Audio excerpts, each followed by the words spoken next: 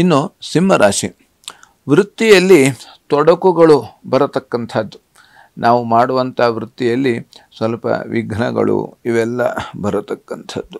ಕಾರ್ಯ ಹಾನಿ, ನಾವು ವಿಶೇಷವಾಗಿ ಯಾವುದೋ ರೀತಿಯಲ್ಲಿ ಒಂದು ಕೆಲಸವನ್ನು ಮಾಡಬೇಕು ಅಂದ್ಕೊಂಡಿರ್ತೇವೆ, ಅಲ್ಲಿ ನಮಗೆ ವಿಘ್ನಗಳು, ಅಥವಾ ಈಗೊಂದು ಕೆಲವೊಂದು ಕೃಷಿಕರಿಗೆ ಸ್ವಲ್ಪ ಹಾನಿ ಉಂಟಾಗತಕ್ಕಂಥದ್ದು. ಈಗ ನದಿ ತಟದಲ್ಲಿ ಇರತಕ್ಕಂತಹ ಕೃಷಿಕರಿಗೆ ಅದು ಸ್ವಲ್ಪ ಕೆಲವೊಂದು ರೀತಿಯಲ್ಲಿ ಮಳೆಯಿಂದ ಕೆಲವೊಬ್ಬರಿಗೆ ಹಾನಿಯಾಗತಕ್ಕಂಥ ಸಾಧ್ಯತೆ. ಹಾಗಾಗಿ ಯಾಕೆಂದರೆ ನಾವು ಎಷ್ಟು ಆ ಒಂದು ನದಿಯ ಅಂಚಿನಲ್ಲಿ ಇರ್ತೇವೆಯೋ ಅದು ನಮಗೆ ಒಂದು ಒಳ್ಳೆಯದು ಇರ್ತದೆ, ನಮಗೆ ಒಂದು ರೀತಿಯಲ್ಲಿ ಕೆಲವೊಂದು ನಾಶಕ್ಕೆ ಕಾರಣವಾಗತಕ್ಕಂಥದ್ದು ಇರತಕ್ಕಂಥದ್ದು. ಹಾಗಾಗಿ ಆದಷ್ಟು ನಾವು ಮುಂಜಾಗ್ರತಾ ಕ್ರಮ, ಅದಕ್ಕಾಗಿ ನಾವು ಹಿಂದಿನ ಕಾಲದಲ್ಲಿ ಈ ನದಿಯ ಅಂಚಿಗೆ ಸಾಮಾನ್ಯವಾಗಿ ಮರ ಗಿಡಗಳನ್ನು ನೆಡುತ್ತಿದ್ದರು.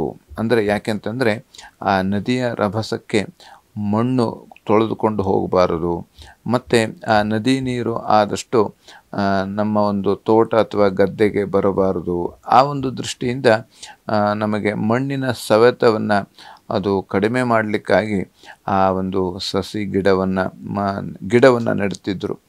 ಈಗ ಅದೆಲ್ಲ ಕೆಲವು ಕಡಿತಾ ಇದ್ದೇವೆ, ಅಥವಾ ಕೆಲವೊಂದು ನದಿ ಕೊಚ್ಚಿಕೊಂಡು ಹೋಗ್ತಾ ಇದೆ. ಹಾಗಾಗಿ ಅದನ್ನೆಲ್ಲ ನಾವು ಮತ್ತೆ ಆ ರೀತಿಯಲ್ಲಿ ರಕ್ಷಣೆ, ನಮ್ಮ ಜಮೀನಿನ ರಕ್ಷಣೆ ಅಥವಾ ನಮ್ಮ ಆ ಒಂದು ಪ್ರದೇಶದ ರಕ್ಷಣೆ ಮಾಡಬೇಕು ಅಂತಾದರೆ ನಾವು ಮುಂಚಿನ ಕಾಲದಲ್ಲಿ ಯಾವ ರೀತಿ ಗಿಡವನ್ನು ಬೆಳೆಸ್ತಿದ್ದರು, ಗಿಡವನ್ನು ನೆಡ್ತಿದ್ದರು, ಮಗುವಿನಂತೆ ಅದನ್ನು ಕಾಪಾಡಬೇಕು. ಆವಾಗ ನಮ್ಮನ್ನು ಆ ಪ್ರಕೃತಿ ನಮ್ಮನ್ನು ಕೂಡ ಮಗುವಿನಂತೆ ನಮಗೆ ಆ ಪ್ರಕೃತಿಯೇ ನಮಗೆ ರಕ್ಷಣೆಯನ್ನು ಕೊಡತಕ್ಕಂಥದ್ದು.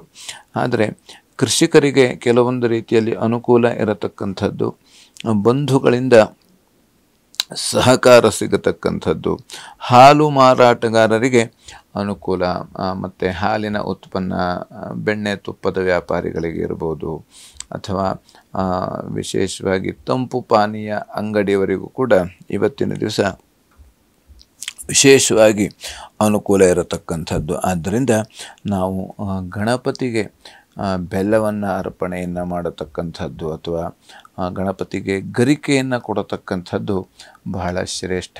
ಅದು ಆಗಲಿಲ್ಲ ಅಂತಂದರೆ ನಾವು, ಯಾಕೆಂದರೆ ಒಂದು ಸ್ವಲ್ಪ ಹುಲ್ಲು ಅಥವಾ ಹಿಂಡಿ ಇತ್ಯಾದಿಗಳನ್ನು ಹಸುವಿಗೆ ಅಥವಾ ಯಾವುದೇ ರೀತಿಯಾದಂಥ ಪ್ರಾಣಿಗಳಿಗೆ ಕೊಡುವುದರಿಂದ ನಮಗೆ ಅನುಕೂಲ ಇರತಕ್ಕಂಥದ್ದು.